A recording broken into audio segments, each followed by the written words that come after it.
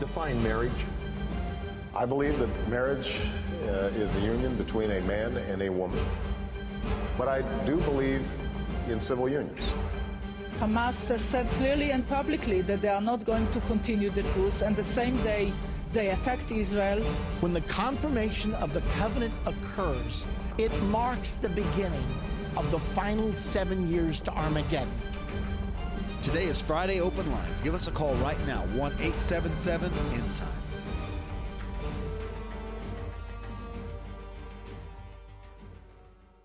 Look, there are two things I don't discuss: politics and religion. In my house, we don't talk about politics and we don't talk about religion. I'll talk to you about anything except politics and religion. I never talk about politics and religion. Politics determines how we'll live here on earth. Religion determines how we'll live forever. I'm Irvin Baxter. I think it's time we talk about it.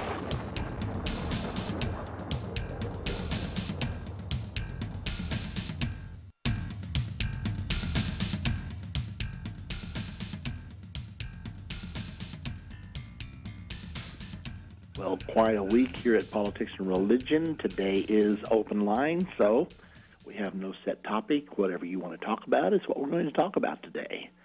Many interesting things happening around the world. Of course, the eyes of the entire world are centered upon Libya right now because Mr. Gaddafi said, I'm not just going to go because some protesters say I should go, and he has counterattacked with all of his might. Now then, the United States, NATO, and the United Nations are meeting together to decide, do we go in there, what do we do, and they've already actually airdropped many military advisors, and they're advising the protesters. So they're on the side of the protesters. I mean, I'm talking about the protesters whose battle cry is Allahu Akbar, God is great. So it's an Islamic uprising, obviously. And I haven't been able to totally sort out everything yet, but it's like the world community says, look, if they don't overthrow the government, we're going to go in and help them. It's almost like there's some kind of a big international plan, that this is not happenstance. I don't know the answer to that totally. However, I do know where it's leading.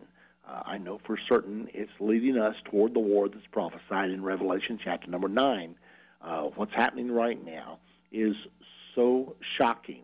Let me remind you where we've been this week. And by the way, like I said, we will be receiving your calls on the program today, so you can start dialing right now. The number to call is 877-END-TIME to be on the air with us. If you'd like to reach our operators, the number is 1-800-END-TIME. Let me tell you real quickly how successful we've been in our drive toward raising the needs for the new ministry center here at Endtime Ministries. Our phones are ringing day and night, and so it's forced us to set up a new ministry center so that we can handle all the incoming calls, and that total cost is going to be $540, and we have received in the last 2 days $18,500, so that's great. So keep calling. Keep doing the very best you can. We appreciate it so much. If you can't do anything financially, pray about it and help us to pray that God will provide the need, and He's doing that right now. So we're moving forward very rapidly. We will be reaching the entire world on March the 8th and March the 9th, and then every week thereafter, every Wednesday, we will be on TBN, which is the most far-reaching Christian ministry in the entire world. So we're so excited. We so appreciate this opportunity to be on there. We think that God is going to do great things with this.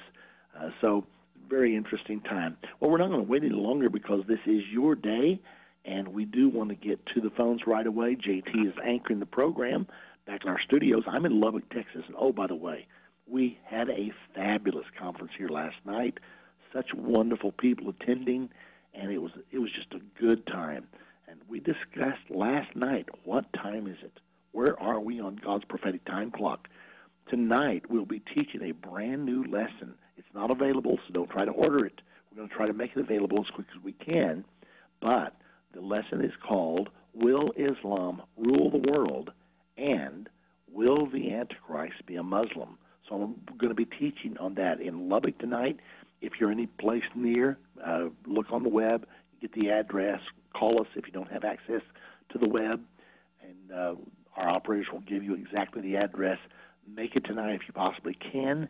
It will be at 7 p.m. this evening, so we're going to have a good time together. If you're, people have driven from 2, 3, 4 hours away, from Midland, from Abilene. They're driving from all over to be in this conference. And let me tell you, it's well worth it because we need to know what's going on right now. Okay, well, JT's in our studio, and JT, it's time to go to our callers, so it's to you. Okay, Irvin, we're going to get started today with Dell, who's calling from Missouri.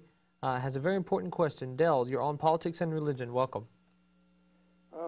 Yes, I have a comment about Revelation chapter 8, the 4 angels there. It appears that these 4 angels are going to hurt the earth. And in chapter 7, we see that they are told not to hurt the earth until after the 144,000 have been sealed. So these 4 angels, if the 144,000 have not been sealed yet, then these 4 angels cannot have committed their acts as yet, as far as all the plagues that come along with these 4 trumpets here. Can you comment on that, Brother Baxter? Yes, that is exactly right.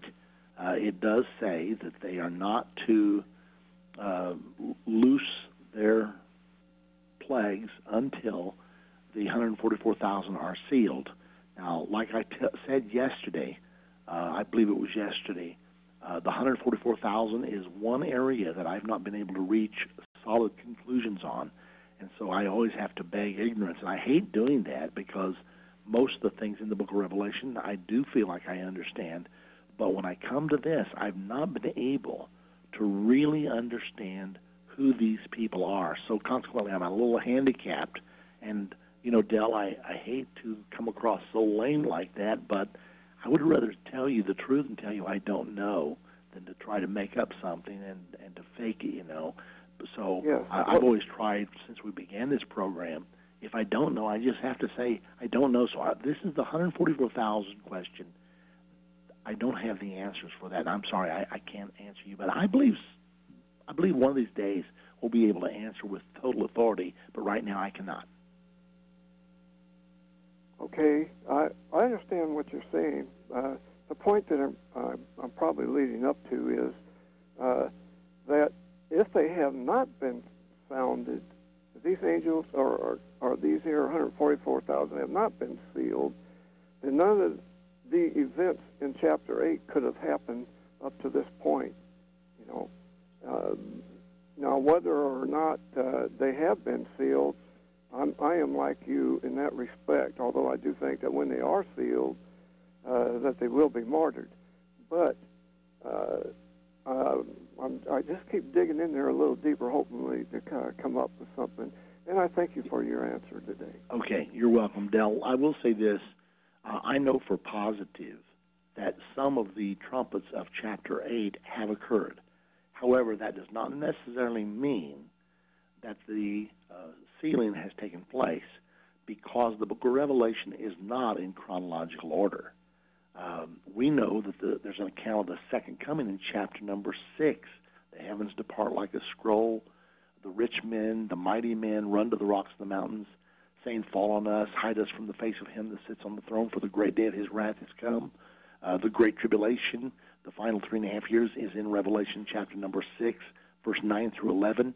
So then it starts over. So sometimes we can't say, well, if this did not happen yet in chapter 7, then nothing can happen after that, because the book of Revelation is not in chronological order from front to back. I'm positive of that, because you've got the second coming depicted in chapter 6. You've got it depicted again in chapter number 11. You have it depicted in chapter number 14, again in chapter number 17, and again in chapter number 19, and then finally again in chapter 21. It's not because there's going to be many comings. It's not that. It's because that the Lord tells the story over and over again from different perspectives, because the book of Revelation is a dramatization of the second coming of Jesus Christ. So keep that in mind in all of your studies. Just because something is recorded after something else, that does not necessarily mean that it comes after something else, and it's easy to demonstrate that in many ways. Okay, thank you very much, and JT, back to you. Okay, we're going to go over to Anthony now, listening up in Arkansas on the radio there. Anthony, you're on the air. I just have a, comment real fast. When you read about Islam in the fourth seal, and it says, and power was given unto them over a fourth of the earth to kill with sword, with hunger, with death, and with the beast of the earth. Can you take beast as nations? And also, would this, necessarily describe the Islamic revolutions and the rising oil prices? I absolutely believe that we are in the green horse era right now. And for those who read from the King James Version of the Bible, the horse there is translated as pale. That is an incorrect translation, because the original Greek word there that was translated pale is chloros, which means green. It appears 3 other times in the New Testament, and all 3 times it was translated green. But the translator said, wait a minute, this says green horse, there's no such thing. So they changed it to pale, because that's the closest they could come to something that they thought would make sense. But they did incorrectly, because the horse is not a literal horse. It's a symbol for something. And in making that change, they distorted the meaning. So anyway, I do believe that we're in the green horse era right now. And you asked specifically about to kill with the beast of the earth. There is a meaning. I looked that up in the Greek, and one possible translation was to kill with the bestial men of the earth, or the beast-like men of the earth. And there's a lot of people tramping through the streets of the Middle East today that are beast-like. I mean, they walk through the streets, they kill, they slaughter, they cut throats. And so that is one of the possible meanings, and you ask a very good question about that. Okay. That's all I was basically wondering, because with the rising, revolutions in countries where the Mediterranean Sea is controlled, oil prices are going up, gas prices are going up, food prices are going up. So I didn't know if that was the hunger part that it might be talking about. Well, I believe what that's talking about. Yeah, the Islamic countries are 96% in South Africa and South Asia. These are the poverty-stricken areas of the world. There's something about the philosophy of Islam that leads to poverty. Now, they have the oil. That's the only way they have any power. But as far as a general rule where they do not have oil, they're very poverty-stricken. So when it talks about hunger, some of the most hunger-stricken parts of the world are the places that are very heavily Islamic, and that's the reason the prophecy says what it does.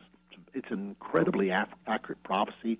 It says they have power over a fourth part of the earth. They claim right now to have between 1.5 and 1.8 billion followers of Islam, which is exactly 1/4 of the world's population. The world's population right now is approaching 7 billion within the next year or so. So it is an incredibly accurate prophecy.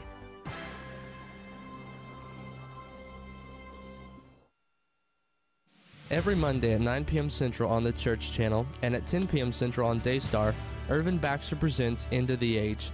End of the Age is a 30-minute program which gives intricate details about how Bible prophecy is not only true, but also how it lines up so perfectly with events going on in the world right now.